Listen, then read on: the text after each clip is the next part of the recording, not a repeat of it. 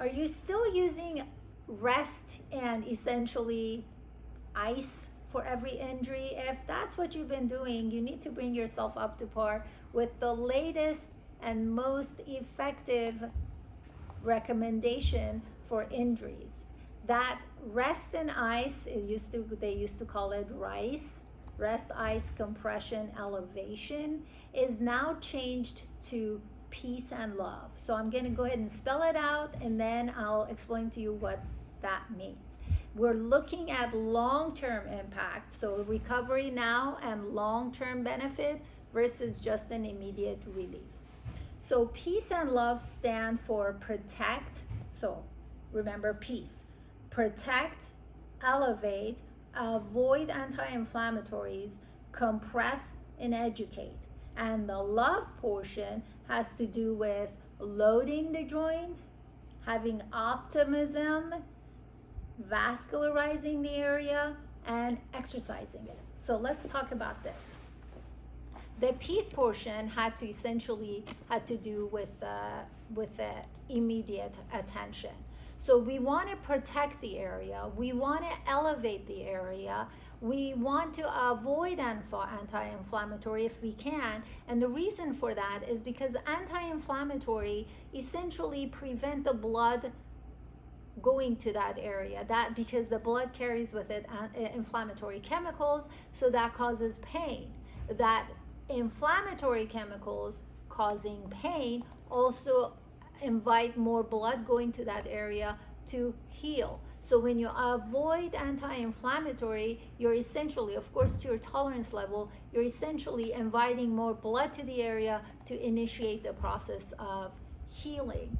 Compression of the area, tightening, like putting something, I like taping, essentially is trying to keep that swelling down. And obviously you want to educate yourself on how to avoid future injuries, understand what went wrong, was there mechanics of movement that need to be changed. Now once you've recovered better, now we do want to load the joint. But loading the joint doesn't mean you just go to wherever you were. You need to gradually load the joint, and do understand that this requires some time. Most often people are very impatient in wanting to go back to their level of activity, and that lack of patience comes with a price, because the tissue is not healed properly, it's not conditioned properly. We do want to vascularize the area. So when it comes to, for example,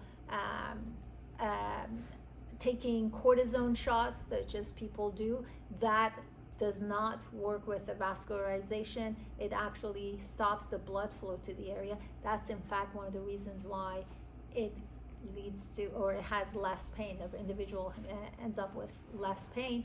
And of course, the exercises that we do matter.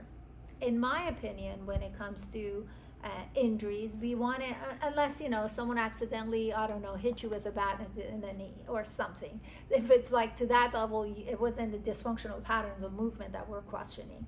But when you have, we're not talking about incident here. When we have an issue, an injury, we want to study the behavior of the body. Was the mechanics right or wrong? Most injuries happen with eccentric contraction of a muscle. Eccentric contraction means the muscle is contracting and elongating at the same time. Guess what?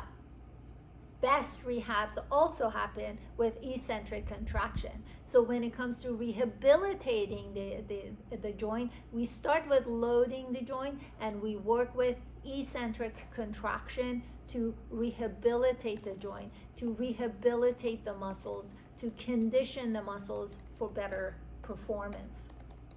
When it comes to injuries, no matter what type of injuries we're talking about, I make sure the individual understands what biological breathing is and is able to do biological breathing correctly.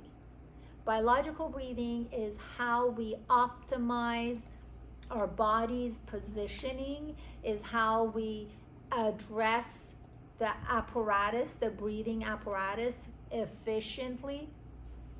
This is how we are able to stabilize the pelvis.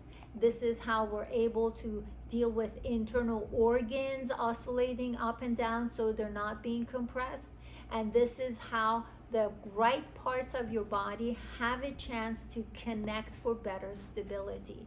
The better state and more stable your body is, the fewer chances of injuries. So biological breathing is very important. If you have not subscribed to my channel, make sure you do, because if you had, you'd know what biological breathing is. I will make sure that at the end of this video, we put the one on biological breathing so you understand how to do it, at least how to begin. So remember, R.I.C.E, R-I-C-E, rest, ice, I forgot what it was, compression and elevation, is now replaced with peace and love.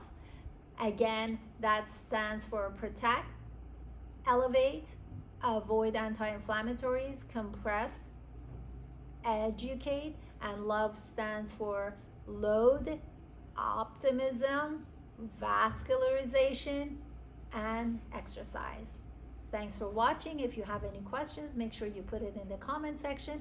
If you have any suggestions for any videos, use the same opportunity to let me know. Until next time, take care.